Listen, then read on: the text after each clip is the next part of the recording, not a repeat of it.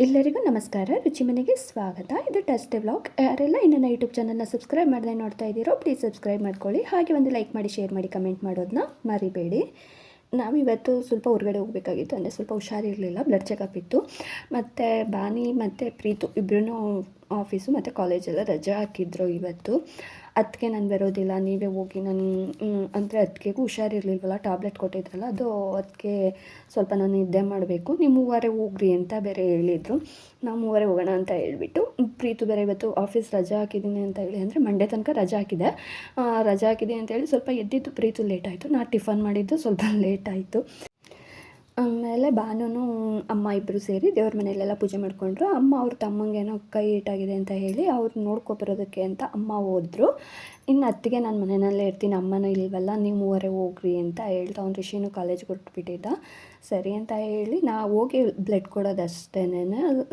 Report ಸಂಜೆ ಬರ್ತದೆ ಅಂತ ಮೊನ್ನೆನೇ ಹೇಳಿದರು. ಬೆಳಗ್ಗೆ ಬಂದು ಬ್ಲಡ್ ಕೊಟ್ಬಿಟ್ಟು ಹೋಗಿ, ಸಂಜೆ ರಿಪೋರ್ಟ್ ಬರುತ್ತೆ, ಆಮೇಲೆ ಬನ್ನಿ ಅಂತ ಹೇಳಿದರು. ನಾವು ಹೋಗ್ಬಿಟ್ಟು ಅಲ್ಲಿ ಬ್ಲಡ್ ಕೊಟ್ಬಿಟ್ಟು ಆಮೇಲೆ ಹೋಗೋಣ, ಫೋರಮಲ್ಗೆ ಹೋಗೋಣ ಅಂತ ಪ್ಲ್ಯಾನ್ ಮಾಡ್ಕೊಂಡ್ವಿ. ಪ್ರೀತು ಎಲ್ಲ ಬಿಟ್ಟು ಇವಾಗ ನಾನು ಕುದುರೆ ಓಡಿಸೋದು ಕಲಿಯೋಕ್ಕೆ ಹೋಗ್ತೀನಿ ಅಂತ ಹೋಗ್ತಾಯಿದ್ದೆ, ಹಾರ್ಸ್ ರೈಡಿಂಗ್ಗೆ.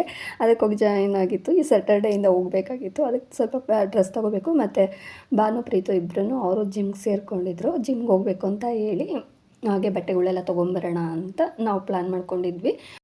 ಬೊಬ್ಬು ಆಮೇಲೆ ನಮ್ಮನ್ನು ಟೀ ಮಾಡ್ಕೊಂಡು ಕೊಡು ಅಂತ ಕೇಳಿತು.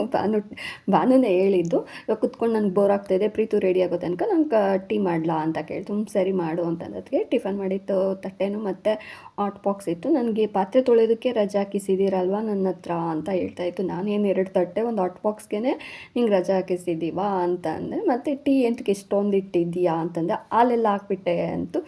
ಎಂತಕ್ಕೆ ಇಷ್ಟೊಂದು ಹಾಲು ಹಾಕಿದ್ಯಾ ಅಂದರೆ, ಒಂದೇ ಸರಿ ಟೀ ಕುಡ್ಕೊಳ್ಳಿ, ಪದೇ ಪದೇ ಬೇಕಾದರೆ ಗಂಜಲ ಕುಡ್ಕೊಳ್ಳಿ ಅಂತ ಹೇಳ್ತಾಯಿದ್ರು. ಅಂದರೆ ಬಾರಿಗೆ ಯಾರೂ ಜಾಸ್ತಿ ಟೀ ಕೇಳಿದ್ರೆ ಆಗಲ್ಲ ಮನೆಯಲ್ಲಿ ಯಾರೋ, ಅಂದರೆ ನಾನಂತೂ ನನಗೆ ಡಾಕ್ಟರ್ ಟೀನೇ ಕುಡಿಬಾರ್ದು ಅಂತ ಹೇಳ್ಬಿಟ್ಟಿದ್ದಾರೆ. ಆದರೆ ನಾನು ಯಾವುದಾದ್ರೂ ಒಂದು ಗ್ಯಾಪಲ್ಲಿ ಒಂದು ಸ್ವಲ್ಪ ಆದರೂ ಕುಡಿಬಿಡ್ತೀನಿ. ಅದು ಭಾನು ಕೋಪ, ಏನು ಹೇಳಿದ್ರು ನೀನು ಟೀ ಕಾಫಿ ಕುಡಿಯೋದು ಬಿಡಲ್ವಲ್ಲ ಅಂತ ಹೇಳಿ ಸಿಕ್ಕಾಪಟ್ಟೆ ಕೋಪ ಮಾಡ್ಕೊತಾ ಇರುತ್ತೆ. ಅದಕ್ಕೆ ಹೋಗ್ಬಿಟ್ಟು ಇರೋ ಹಾಲೆಲ್ಲ ಹಾಕ್ಬಿಟ್ಟು ಟೀಗೆ ಇಟ್ಬಿಟ್ಟಿತ್ತು.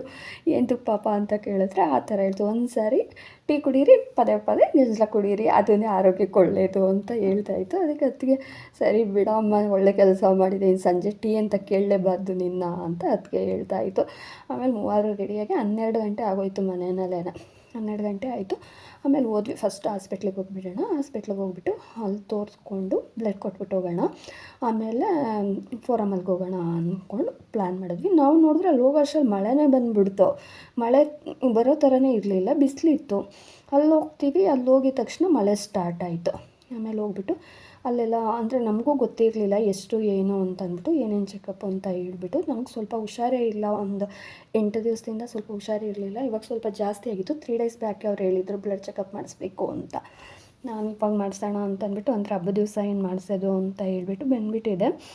ಇಲ್ಲ ನಾನು ಗುರುವಾರ ಬಂದು ಮಾಡಿಸ್ತೀನಿ ಅಂತ ಹೇಳ್ಬಿಟ್ಟು ಬಂದಿದ್ದೆ. ಅವರು ಇಲ್ಲ ಬುಧವಾರ ಆದರೂ ಬಂದು ಮಾಡಿಸಿ ಅಂತ ಹೇಳಿದರು. ಆಮೇಲೆ ಇವತ್ತು ಹೋಗಲ್ಲ ಅಂತ ಅಂದ್ಬಿಟ್ಟು, ಇವ್ರ ಮಕ್ಕಳು ಬೇರೆ ಎಲ್ಲ ರಜೆ ಹಾಕ್ಬಿಟ್ಟು ಬಾ ಅತ್ತೆ ಹೋಗೋಣ ಅಂತ ಇದ್ರು. ಒಂದು ಕಡೆ ಲೆಕ್ಕ ನೋಡಿದ್ರೆ ಪುಣ್ಯ ಮಾಡಿದ್ದೀನಿ ಇಂಥ ಸೊಸೆದಿರನ್ನ ಪಡೆಯೋದಕ್ಕೆ. ಅಂದರೆ ಫಸ್ಟ್ ಟೈಮ್ ನಾವು 3 ಹೋಗಿದ್ದು, ಅದಕ್ಕೆ ಯಾವಾಗ ಜೊತೆ ಬೊಬ್ಬು ನಾವೆಲ್ಲ ಜೊತೆಲೇ ಹೋಗ್ತಾ ಇದ್ದಿದ್ದು. ಆದರೆ ಬೊಬ್ಬನ ಬಿಟ್ಟು ಹೋಗಿರೋದು ಫಸ್ಟ್ ಟೈಮ್. ನೀವೇ ಹೋಗ್ರಿ, ನೀನು ಸೊಸೆಯರೇ ಹೋಗ್ಬಿಟ್ಟು ತೋರಿಸ್ಕೊಂಡು ಮತ್ತು ಫಾರ್ಮಲ್ಗೆ ಹೋಗ್ಬಿಟ್ಟು ಬರೋಗ್ರಿ ಅಂತಂದು. ಭಾನು ಬೇರೆ ಹೋಗೋಣ ಮನೇಲಿ ಏನು ಮಾಡಿದ್ಯಾ ಅಡುಗೆ ಅಂತ. ನಾನು ಮಧ್ಯಾಹ್ನದಕ್ಕೂ ಅಂತ ಹೇಳಿ ಮೂಲಂಗಿ ಬೇಳೆ ಸಾಂಬಾರು ಮಾಡಿಟ್ಬಿಟ್ಟಿದ್ರಿ. ಆಮೇಲೆ ಬೇಡ ನಾವು ಹೊರ್ಗಡೆನೇ ಅಲ್ಲೇ ತಿನ್ಕೊಂಬರೋಣ ಮಾಲಲ್ಲೇ ಅಂತ ಹೇಳ್ತು. ಸರಿ ಅಮ್ಮ ಅಂತ ಹೇಳ್ಬಿಟ್ಟು ಅಲ್ಲಿ ಬಂದು ಬ್ಲಡ್ ಕೊಟ್ಟೆ. ಆಮೇಲೆ ಮಳೆ ಸ್ವಲ್ಪ ನಿಲ್ಲೋ ತನಕ ವೆಯ್ಟ್ ಮಾಡ್ತಾ ಇದ್ವಿ. ಆಮೇಲೆ ಆಟೋದಲ್ಲಿ ಹೋದರೆ ಇನ್ನು ಫುಲ್ಲು ನೆನಿತೀವಿ ಅಂತ ಹೇಳಿ ಕ್ಯಾಬ್ ಬುಕ್ ಮಾಡಿಕೊಂಡು ಆಮೇಲೆ ಫೋರಮಲ್ಗೆ ಹೋಗೋಣ ಅಂತ ಅಂದ್ಬಿಟ್ಟು ಅಲ್ಲಿಗೆ ಬಂದ್ವಿ. ಅಲ್ಲಿಗೆ ಬಂದು ಏನಾದರೂ ತೊಗೊಳ್ಳೋದ ಅಂತಂದ್ಬಿಟ್ಟು, ಪ್ರೀತು ಒಂದು ಲಂಚ್ ಬ್ಯಾಗ್ ಬೇರೆ ಬೇಕಾಗಿತ್ತು ಪ್ರೀತುಗೆ. ಊಟದ ಬಾಕ್ಸ್ ಪಾಪ ಯಾವಾಗೂ ಬ್ಯಾಗಲ್ಲಿ ಲ್ಯಾಪ್ಟಾಪು ಅದು ಬೇರೆ ತೂಕ, ಅದು ಪ್ರೀತು ಬೇರೆ ಫ್ರೆಂಡ್ ಬೇರೆ ಟಿಫನ್ ಒಂದು 3-4 ತಿಂಗಳಿಂದ ಬಾಕ್ಸ್ ತೊಗೊಂಡೋಗಿ ಕೊಡ್ತಾಯಿದ್ದೆ ಪ್ರೀತುನು. ಪಾಪ ಹುಡುಗಿಗೂ, ಅವರು ಬೇರೆ ಕೇರಳದ್ದು ಹುಡುಗಿ, ಅದಕ್ಕೋಸ್ಕರ ಪಾಪ ಬಾಕ್ಸ್ ಮನೆ ಊಟ ಬೇಕು ಅಂತ ಅಂದ್ಬಿಟ್ಟು, ಪಿ ಜಿ ಊಟ ಸೆಟ್ ಆಗೋಲ್ಲ ಅಂತಂದ್ಬಿಟ್ಟು ತೊಗೊಂಡೋಗ್ತಾಯಿದ್ದೆ. ಅದು ತುಂಬ ತೂಕ ಆಗುತ್ತೆ, ಅದಕ್ಕೋಸ್ಕರ ಒಂದು ಲಂಚ್ ಬ್ಯಾಗ್ ತೊಗೊಬೇಕು ನಾನು ಅಂತ ತುಂಬ ದಿವಸದಿಂದ ಹೇಳ್ತಾ ಇತ್ತು. ಹೇಗೂ ಇಲ್ಲಿ ಬಂದಿದ್ವಲ್ಲ ಹಾಗೆಯೇ ತೊಗೊಂಡೋಗೋಣ ಅಂತ ಅಂದ್ಬಿಟ್ಟು ಬಂದ್ವಿ. ಆಮೇಲೆ ಭಾನು ಬೇರೆ ನಾನು ಗ್ಲಾಸ್ ತೊಗೋಬೇಕು, ನಾನೊಂದು ತೋರಿಸೇ ಇಲ್ಲ. ಅಣ್ಣ ಮೊನ್ನೆ ಮುಂಬೈಗೂ ಹೋಗಿದ್ದಾಗ ಗ್ಲಾಸ್ ತೊಗೊಬಂದಿದ್ದು, ಸ್ಪೆಕ್ಸ್ ತೊಗೊಬಂದಿದ್ರು. ತುಂಬಾ ಚೆನ್ನಾಗಿತ್ತು ಅದು. 27,000 ಅಂದೆ ತೊಗೊಬಂದಿತ್ತು ಅಣ್ಣ. ಅದನ್ನು ಹಾಕ್ಕೊಂಡು ನಾನು ಬಾನಿದು ಒಂದು ಫೋಟೋ ಅಪ್ಲೋಡ್ ಮಾಡಿದಾಗೇನೋ ಅದನ್ನು ಹಾಕಿದ್ದೆ. ಅದು ಹಾಕ್ಕೊಂಡಿತ್ತು ಬಾನು, ಅಂದರೆ ಇಲ್ಲ ಯೂಟ್ಯೂಬ್ಗೆ ನಾನು ಅದು ವಿಡಿಯೋನೇ ಮಾಡ್ಕೊಂಡಿಲ್ಲ, ಹಾಗೆ ಐತೆ. ಆವಾಗ ತೊಗೊಬಂದಿದ್ದು ಅದನ್ನು ಬಿಟ್ಟು ನಾವಿಲ್ಲಿ ನೋಡೋಣ ಅಂತಂದ್ಬಿಟ್ಟು ಬಂದೆ. ಫಸ್ಟ್ ಒಂದು ಡಸ್ಟ್ಬಿನ್ ನೋಡೋಣ ಸಿಂಕ್ ಹತ್ರ ಇಡೋದಕ್ಕೆ ಚಿಕ್ಕದಾಗಿ ಅಂತಂದ್ಬಿಟ್ಟು ನೋಡಿದೆ. ಆದರೆ ಅದು ನಮ್ಮ ಮನೇಲಿ ಇರೋ ಥರದ್ದೇ ಇತ್ತು. ಕಾರ್ಡ್ ಇಡೋದಕ್ಕೆ ಒಂದು ಇದು ಬೇಕು, ಹ್ಯಾಂಡ್ ಪರ್ಸ್ ಥರದ್ದು ಅಂತ ಪ್ರೀತಮ್ಮ ನೋಡ್ತಾಯಿತ್ತು. ಆಮೇಲೆ ಎಂತಕ್ಕೆ ಸುಮ್ಮನೆ ತೊಗೊಂಡೆಲ್ಲ ವೇಸ್ಟ್ ಮಾಡ್ತೀಯ, ಬೇಡ ಬಾ ಅಂತಂದರೆ. ಆಲ್ರೆಡಿ ಒಂದಿತ್ತು, ಮತ್ತೆ ಎಂತಕ್ಕೆ ತೊಗೊಳ್ತೀಯಾ ಅಂತಂದು. ಆಮೇಲೆ ಇದು ಚೆನ್ನಾಗಿತ್ತು, ಒಂಥರ ಲಂಚ್ ಬ್ಯಾಗು. ನಾನಿದಾಗ ಯಾವ ಕಲರು ತೊಗೋಬೇಡ, ಬ್ಲ್ಯಾಕ್ ತೊಗೋ ಅಂತಂದೆ.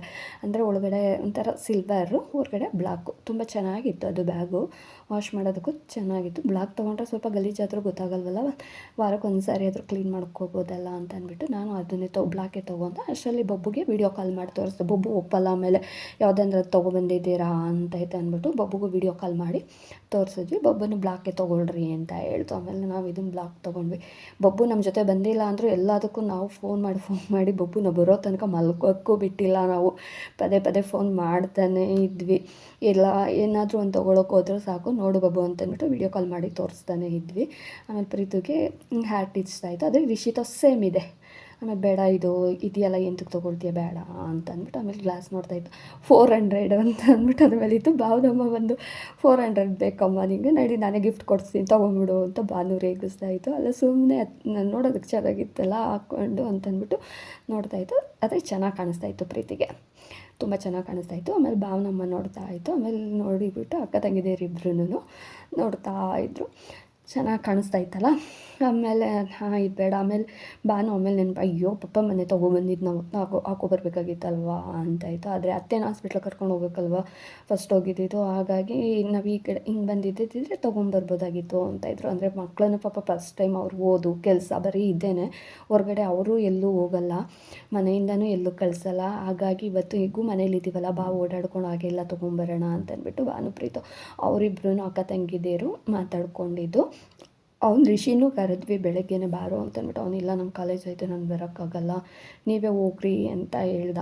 ಅಣ್ಣ ಎಲ್ಲರಿಗೂ ಹಬ್ಬದಲ್ಲಿ ಅಮೌಂಟ್ ಕೊಟ್ಟಿತ್ತು, ಒಬ್ಬೊಬ್ರಿಗೆ 2,000 ಅಂತಂದ್ಬಿಟ್ಟು ಕೊಟ್ಟಿತ್ತು. ಹಬ್ಬ ಎಲ್ಲ ಆದಮೇಲೆ ಕೊಟ್ಟಿತ್ತು, ಏನಾದರೂ ತೊಗೊಂಬಿಡ್ರಿ ಅಂತಂದ್ಬಿಟ್ಟು. ಪ್ರತಿ ವರ್ಷವೂ ಅಣ್ಣ ಹಾಗೆ ಕೊಟ್ಬಿಡ್ತೈತೆ ಅಮೌಂಟು ಮಕ್ಕಳಿಗೆ, ಅತ್ತಿಗೆಗೆ, ನನಗೆ, ಅಮ್ಮಗೆ ಎಲ್ಲರಿಗೂ ಸ್ವಲ್ಪ ಅಂತ ಕೊಟ್ಬಿಡ್ತೈತೆ ಪ್ರತಿ ವರ್ಷ ನನಗೆ. ಅಂದರೆ ಬಟ್ಟೆ ಎಲ್ಲ ಫಸ್ಟೇ ತಗೊಟ್ಟಿರುತ್ತೆ. ಹಬ್ಬ ಮುಗಿದ್ಮೇಲೆ ನೆಕ್ಸ್ಟು ಹೊಸ್ತೊಡ್ಕಿರುತ್ತಲ್ಲ, ಹೊಸ್ತೊಡ್ಕಲ್ಲಿ ಪ್ರತಿ ವರ್ಷವೂ ಅಣ್ಣ ಆ ಥರ ಕೊಡ್ತೈತೆ ಪ್ರತಿ ವರ್ಷವೂ. ಅಂದರೆ ನಮಗೆ ಇದು ಹೊಸ ವರ್ಷ ಅನ್ನೋ ಥರ ಯುಗಾದಿ ಹಬ್ಬ. ಅಣ್ಣ ಯಾವಾಗೂ ಪ್ರತಿ ವರ್ಷವೂ ಯುಗಾದಿ ಹಬ್ಬದಲ್ಲಿ ಈ ಥರ ಹೊಸ್ತೊಡ್ಕಲ್ಲಿ ಎಲ್ಲರಿಗೂ ಅಮೌಂಟ್ ಕೊಟ್ಬಿಡೋದು. ಆಮೇಲೆ ನಾವು ಅದನ್ನು ಅದಕ್ಕೆ ನಾನು ಮಾರ್ಕೆಟ್ಗೆ ಹೋಗ್ತೀನಿ, ನಾನು ಸ್ಯಾರಿ ಏನಾದರೂ ತೊಗೊಳ್ತೀನಿ ಅಂತ ಅದಕ್ಕೆ ಅಂದರು. ಭಾನುಪ್ರೀತು ನಾವು ಜಿಮ್ಗೆ ಹೋಗ್ಬೇಕಲ್ಲ, ನಾವು ತೊಗೊಳ್ತೀವಿ ಅಂತ ಇವ್ರಂದ್ರೆ. ಅವ್ನು ರಿಷಿದ್ ಬೇರೆ ಬರ್ಡೇ ಇತ್ತು, ಅವನು ನನ್ನ ಬರ್ಡೇಗೆ ತೊಗೊಳ್ತೀನಿ, ಇವಾಗ ಹಬ್ಬಕ್ಕೂ ಕೊಡಿಸಿದ ಆಯ್ತಲ್ಲ, ಅದಕ್ಕೆ ನಾನು ಬರ್ಡೇಗೆ ತೊಗೋತೀನಿ ಬಟ್ಟೆನ ಅಂತಂದ್ಬಿಟ್ಟು ಅವ್ನು ಹೇಳ್ದ. ಸರಿ ಒಬ್ಬೊಬ್ಬರು ಒಂದೊಂದು ಅಂತಂದ್ಬಿಟ್ಟು ಸುಮ್ಮನಾದ್ವಿ. ನಾನಿನ್ನು ಹಾಸ್ಪಿಟ್ಲಿಗೆ ಹೋಗ್ತೀನಲ್ವ, ಅಲ್ಲಿ ತೋರಿಸ್ಕೊಳ್ಳೋಣ. ಆಮೇಲೆ ಅಣ್ಣ ಬೈದ್ಬಿಟ್ರು, ಏನು ಬೇಕಾಗಿಲ್ಲ, ನೀನು ಅದು ಅಮೌಂಟ್ ನೀನು ಇಟ್ಕೊ, ಹಾಸ್ಪಿಟ್ಲಿಗೆ ಬೇರೆದು ಅಮೌಂಟ್ ಕೊಡ್ತೀನಿ ಅಂತಂದ್ಬಿಟ್ಟು. ಅಣ್ಣಂದು ಕಡೆ ಪುಣ್ಯ, ನಮ್ಮಪ್ಪ ಇದ್ದಿದ್ರು ನನಗೆ ನೋಡ್ತಾ ಇದ್ರೋ ಇಲ್ವೋ ನನಗಂತೂ ಗೊತ್ತಿಲ್ಲ. ಈ ಅಣ್ಣನ ಪಡೆದಿರೋದಂತೂ ನನಗೆ ಪುಣ್ಯನೇನೆ. ಆಮೇಲೆ ಹೋದ್ವಿ ಹಾಸ್ಪಿಟ್ಲಿಗೆ, ಹೋಗಿ ಅಲ್ಲೆಲ್ಲ ತೋರಿಸ್ಕೊಂಡು ಆಮೇಲೆ ಇಲ್ಲಿ ಬಂದ್ವಿ. ಪೂಮದಲ್ಲಿ ನೋಡೋಣ ಅಂತ ಅಂದ್ಬಿಟ್ಟು. ಪೂಮದಲ್ಲಿ ಪ್ರೀತಿಗೆ ಯಾಕೋ ಅಷ್ಟೊಂದು ಇಷ್ಟ ಆಗಿಲ್ಲ, ನನಗೂ ಅಲ್ಲಿ ಇಷ್ಟ ಆಗಿಲ್ಲ. ಪೂಮದಲ್ಲಿ ಏನೋ ಅಷ್ಟು ಕಲೆಕ್ಷನ್ ಇರಲಿಲ್ಲ. ಆಮೇಲೆ ಅಲ್ಲಿ ಬೇಡ ಅಂತ ಅಂದ್ಬಿಟ್ಟು H&Mಗೆ ಹೋಗೋಣ ಅಂತ ಅಂದ್ಬಿಟ್ಟು ಮಾತಾಡ್ಕೊಂಡ್ವಿ. ನೋಡಿದ್ವಿ ಒಂದೆರಡು, ಎಲ್ಲೋದ್ರೂ ಬರೀ ಹ್ಯಾಟ್ಗೆ ಹೋಗ್ತಾಯಿತ್ತು ಪ್ರೀತು ಕೈ. ಆಮೇಲೆ ಬೇಡ ಬಾ ಅಂತ ಅಂದ್ಬಿಟ್ಟು ಅಲ್ಲಿಂದ ಆಮೇಲೆ H&Mಗೆ ಹೋಗೋಣ ಅಂತ ಅಂದ್ಬಿಟ್ಟು ಅಲ್ಲೋದ್ವಿ. ನಮ್ಮ ಹೇಗೂ 1:30-2 ಗಂಟೆ ಆಗಿ ಹೋಯ್ತು. ನಾವಿಲ್ಲೇ ಊಟ ಮಾಡ್ಕೊಂಡು ಹೊರ್ಟೋಗೋಣ, ಇನ್ನು ಮನೆಗೆ ಹೋಗ್ಬಿಟ್ಟು ಬೇಡ ಅದೇ ಸಾಂಬಾರು ಮತ್ತು ನೈಟು ಅತ್ತೆ ಅದನ್ನೇ ಇಡುತ್ತೆ, ಬೇಡ ಇಲ್ಲೇ ತಿನ್ಬಿಟ್ಟು ಹೋಗೋಣ ಅಂತ ಇತ್ತು. ಪ್ರೀತು ಸರಿ ಬಾನಕ್ಕ ಇಲ್ಲೇ ನಾವು ತಿನ್ಬಿಟ್ಟು ಹೊರ್ಟೋಗ್ಬಿಡೋಣ ಅಂತ ಇದ್ದು. ಆಮೇಲೆ ಅದಕ್ಕೆ ಫೋನ್ ಮಾಡಿದ್ವಿ. ಅದಕ್ಕೇನೆ ಅವಾಗ ಫೋನ್ ಮಾಡಿದ್ದು, ಬರ್ತಾಯಿದ್ದೀರಾ ಅನ್ನಕ್ಕೆ ಇಡ್ಲಾ ಅಂತ ಅಂದ್ಬಿಟ್ಟು. ಆಮೇಲೆ ಬೇಡ ಇಲ್ಲೇ ತಿನ್ಕೊಂಬರ್ತೀವಿ, ನಿನಗೂ ಇಲ್ಲಿಂದನೇ ಪಾರ್ಸಲ್ ತೊಗೊಂಬರ್ತೀವಿ ಅಂತ ಹೇಳಿದ್ವಿ. ಆಮೇಲೆ ಬಬ್ಬು ಬೇಡ ಬನ್ನಿರಿ ನನಗೆ ನಾನು ಅನ್ನ ಮಾಡ್ಕೊಂಡು ತಿಂತೀನಿ ಅಂತ. ಬಬ್ಬು ಅಂತೂ ಇಲ್ಲ ಬೇಡ ನಾವೇ ತೊಗೊಂಡು ಬರ್ತೀವಿ ಅಂತ ಅಂದ್ಬಿಟ್ಟು ಮಕ್ಕಳೆಲ್ಲರೂ ಹೋಗಿದ್ವಲ್ಲ ಮೂವರೂ ಹಾಗೆ ತೊಗೊಂಬರೋಣ ಅಂತ ಅಂದ್ಬಿಟ್ಟು ಆಮೇಲೆ ನನಗೆ ಯಾಕೋ ಅಲ್ಲಿ ಏನು ಊಟ ಮಾಡೋದಕ್ಕೂ ಆಗ್ತಾಯಿರಲಿಲ್ಲ. ನಂಗೆ ಅದು ಬ್ಲಡ್ ಕೊಟ್ಟಿದ್ದಕ್ಕೂ ಅದಕ್ಕೂ ಒಂಥರ ಸುಸ್ತಾಗ್ತೈತಿ.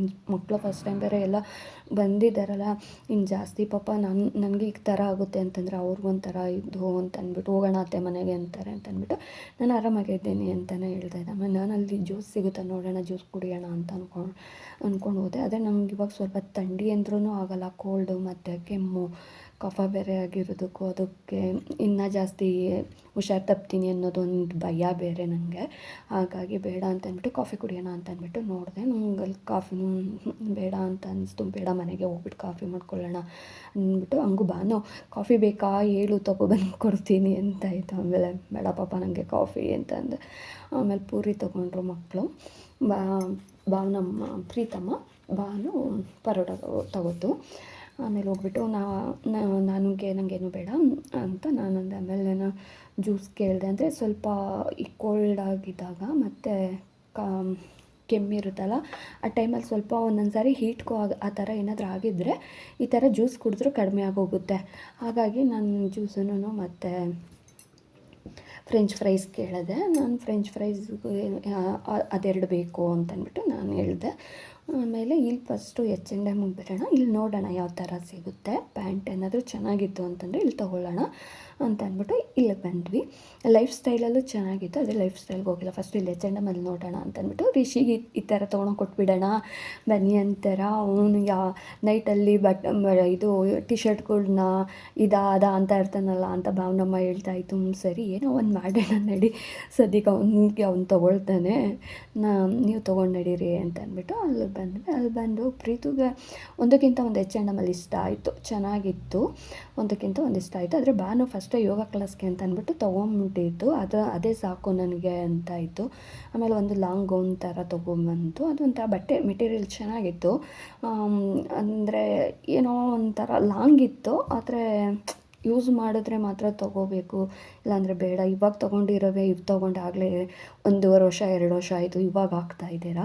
ಇನ್ನು ಇವಾಗ ತೊಗೊಂಡೋಗಿ ಇಟ್ಕೊಳ್ಳೋದನ್ನ ಇನ್ನೂ ಒಂದು 2-3 ವರ್ಷ ಬಿಟ್ಟು ಹಾಕ್ಕೊಳ್ತೀರಾ, ಬೇಡ ಅಂತ ಅಂದ್ಬಿಟ್ಟು ಬರೀ ಪ್ರೀತು ನಿನಗೇನು ಬೇಕೋ ಅದನ್ನು ಮಾತ್ರ ನೋಡಿ ಇವಾಗ ತೊಗೋ, ಆಮೇಲೆ ಬೇಕಾದ್ರೆ ನೆಕ್ಸ್ಟ್ ಟೈಮ್ ತೊಗೊಳ್ಳಿವೆ ಅಂತ ಹೇಳಿದ್ದು. ಸರಿ ಅಂತ ಅಂದ್ಬಿಟ್ಟು ಪ್ಯಾಂಟ್ಗಳು ನೋಡ್ತು. 1-2 ಪ್ಯಾಂಟ್ ಮಾತ್ರ ನಾವು ತೊಗೊಂಡಿದ್ದು ಇಲ್ಲಿ H&M ಅಲ್ಲಿ. ಇಲ್ಲಿ ತೊಗೊಂಡಿದ್ದಾದ್ಮೇಲೆ ಆಮೇಲೆ ಊಟಕ್ಕೆ ಹೋಗೋಣ ಅಂತ ಅಂದ್ಬಿಟ್ಟು ಇಲ್ಲಿಗೆ ಊಟಕ್ಕೆ ಅಂತ ಅಂದ್ಬಿಟ್ಟು ಬಂದ್ವಿ. ಭಾನು ಆಮೇಲೆ ರಿಬ್ಬನ ಏನಾದರೂ ನೋಡೋಣ ಅಂತ ಕೇಳಿತು. ಆಮೇಲೆ ನಾನು ಇಲ್ಲೆಲ್ಲ ಸಿಕ್ಕಾಪಟ್ಟೆ ರೇಟು ಫೋರಮಲ್ಲಿ ಬಿಡೋ ಎಗ್ಗೂ ನಾಳೆ ಮಾರ್ಕೆಟ್ಗೆ ಹೋಗಲೇಬೇಕಲ್ವ, ಅವಾಗ ಅಲ್ಲಿ ತೊಗೊಂಡ್ರೆ ಆಯಿತು ಅಂತ ಅಂದ್ಬಿಟ್ಟು ಪ್ರೀತು ಚೋಲೆ ಬೆಟರ್ ತೊಗೋತು, ಭಾವನಮ್ಮ ಪರೋಟ ತೊಗೋತು, ನಾನು ಫ್ರೆಂಚ್ ಫ್ರೈಸ್ ಅಷ್ಟೇ ಸಾಕು, ನನಗೇನು ಬೇಡ ಅಂತಂದೆ. ಆದರೂ ನಾನು ಸೊಸೆದೇ ಕೇಳಬೇಕಲ್ಲ. ಪ್ರೀತುನೇ ಆಗಲೇ ಭಾನು ತೊಗೊಬರೋ ಅಷ್ಟರಲ್ಲೇ ಆಗಲೇ ನಾನು ತಿನ್ನಿಸ್ಬಿಟ್ಟಿದ್ದೆ 2-3 ತುತ್ತು. ನಾನು ಆಮೇಲೆ ಬೇಡ ಬಿಡು ಪಾಪ, ನಂಗೆ ಅದು ಪೂರಿ ಬೇರೆ ಕೆಮ್ಮು ಬೇರೆ ಅಂತ ಅಂದ್ಬಿಟ್ಟು ನಂಗೆ ಪೂರಿನೇ ಆಗಿಬರಲ್ಲ. ಫಸ್ಟು ಅದನ್ನು ತಿನ್ನಬೇಕು ಅಂದ್ರೇ ನನಗಾಗಲ್ಲ. ಮನೆಯಲ್ಲೂ ಬೆಳಗ್ಗೆ ಚಪಾತಿ ಮಾಡಿಬಿಟ್ಟಿದ್ದೆ ನಾನು, ಅದಕ್ಕೆ ಎಣ್ಣೆ ಹಾಕ್ಕೊಂಡಿರಲಿಲ್ಲ. ನಾನು ಲಾಸ್ಟ್ ಚಪಾತಿಗಳು ಹಾಗೆ ಮಾಡಿ ಇಟ್ಬಿಟ್ಟಿದ್ದೆ, ಎಣ್ಣೆ ಹಾಕ್ತೀರ. ಬೀಟ್ರೋಟ್ ಪಲ್ಯ, ಚಪಾತಿ, ಆಲೂ ಸಾಗು ಮಾಡಿಬಿಟ್ಟಿದ್ದೆ ಟಿಫನ್ಗೇನೆ. ಇನ್ನು ಅದು ಬೇರೆ ಚಪಾತಿ ತಿಂದಾಗ ಹೊಟ್ಟೆ ಹಶ್ವೂ ಅಷ್ಟು ಆಯ್ತಾ ಇರಲಿಲ್ಲ. ನನಗೆ ಏನು ಅಂತಲೇ ಗೊತ್ತಿಲ್ಲ, ಹೊಟ್ಟೆನೇ ಹಶ್ವಾಗ್ತಾಯಿಲ್ಲ. ಈ ಹುಷಾರು ತಪ್ಪಿದಾಗಿಂದ ಹೊಟ್ಟೆನೇ ಹಶ್ವಾಗ್ತಾ ಇರಲಿಲ್ಲ. ಆಮೇಲೆ ತಿನ್ನತ್ತೆ ಅಂತ ಮಕ್ಕಳು ಬಲವಂತ ಮಾಡಿ ಅವರೊಂದೆರಡು ತುತ್ತು ತಿನ್ನಿಸ್ದಾಗಿ ಲಾಸ್ಟಲ್ಲಿ 1-2 ತುತ್ತು ತಿಂದ್ಬಿಟ್ಟು ಫ್ರೆಂಚ್ ಫ್ರೈಸ್ ತಿಂದ್ಬಿಟ್ಟು ಮನೆಗೆ ಬಂದ್ವಿ. ಅಣ್ಣ ಬೇರೆ ವೆಯ್ಟ್ ಮಾಡ್ತಾ ಇದ್ರು ಅಲ್ಲಿ, ಎಲ್ಲಿ ಬರ್ತಾ ಇದ್ದೀರಾ ಬನ್ನಿರಿ ಅಂತ. ಭಾನು ಪ್ರೀತು ಪಪ್ಪುನೇ ಹೋಗೋಕ್ಕೆ ಹೇಳು, ಪಪ್ಪ ಜೊತೆ ಬೇಡ, ನಾವೇ ಹೋಗೋಣ, ಆಟೋ ಮಾಡ್ಕೊಂಡು ಹೋಗೋಣ, ಪಪ್ಪ ಏನಾದರೂ ಅನ್ನುತ್ತೆ ಅಂತಾನೆ ಇದ್ರ. ಆಮೇಲೆ ಅಣ್ಣ ಹಿಂಗೆ ಹೇಳಿದೆ, ನಮ್ಮದು ಇನ್ನೂ ಒಂದು ಅರ್ಧ ಅವರ್ ಆಗುತ್ತೆ ಅಂತ ಹೇಳಿದೆ. ಅಣ್ಣಯ್ಯ ಪರವಾಗಿಲ್ಲ ಬನ್ನಿರಿ, ನಾನು ವೆಯ್ಟ್ ಮಾಡ್ತಾ ಇರ್ತೀನಿ, ಇಲ್ಲಿ ಹೋಟೆಲ್ ಹತ್ರ ಇರ್ತೀನಿ ಅಂತಲೇ ಹೇಳ್ತು. ನಾವು ಸರಿ ಬರ್ತೀವಿ ಅಂತಲೇ ಹೇಳಿದ್ವಿ. ಸ್ವಲ್ಪ ಅಂದರೆ ಒಂದು 3 ಗಂಟೆ ತನಕನೂ ಹಾಗೆ ಹೋಯ್ತು. ನಾವು ಅಲ್ಲೆಲ್ಲ ಓಡಾಡಿಕೊಂಡು ಊಟ ಮುಗಿಸ್ಕೊಂಡು ಎಲ್ಲ ಬರೋ ಅಷ್ಟರಲ್ಲಿ ತೊಗೊಂಡು ಬರೋ ಅಷ್ಟರಲ್ಲಿ ಒಂದು 3 ಗಂಟೆ ಹಾಗೆ ಹೋಯ್ತು. ಮಳೆನೂ ನಿಂತಿತ್ತು. ನಾವು ಹೊರಗಡೆ ಬರೋ ಅಷ್ಟರಲ್ಲಿ. ನಾವು ಫಸ್ಟ್ ಟೈಮ್ ಎಲ್ಲ 3 ಬಂದಿದ್ದು. ಅಣ್ಣನಿಗೂ ಏನೋ ಒಂಥರ ಭಯ, ಬಬ್ಬು ಬೇರೆ ಬಂದಿರಲಿಲ್ವಲ್ಲ, ಪದೇ ಫೋನ್ ಮಾಡ್ತಾನೆ ಐತೆ, ಬರ್ತಾ ಇದ್ದೀರಾ ಅಂತ ಅಂದ್ಬಿಟ್ಟು. ಆಮೇಲೆ ಅದಕ್ಕೆ ಪಾರ್ಸೆಲ್ ತೊಗೊಂಡ್ವಿ ಅಲ್ಲೇನೆ. ಪಾಪ ಅದಕ್ಕೆ ಹುಷಾರಿರಲಿಲ್ಲ ಅಂದ್ಬಿಟ್ಟು ಪಾರ್ಸೆಲ್ ತೊಗೊಂಡ್ವಿ. ಇವತ್ತಂತೂ ತುಂಬಾ ಚೆನ್ನಾಗಿತ್ತು. ನಂಗೆ ಹುಷಾರಿಲ್ಲ ಅನ್ನೋದೇ ನನಗೆ ಮರ್ತು ಹೋಗಿತ್ತು, ಅಷ್ಟು ಚೆನ್ನಾಗಿತ್ತು. ಚೆನ್ನಾಗಿ ಎಂಜಾಯ್ ಮಾಡಿದ್ವಿ. ಮೂವರೇ ಬಂದಿದ್ವಲ್ಲ ಫಸ್ಟ್ ಟೈಮು.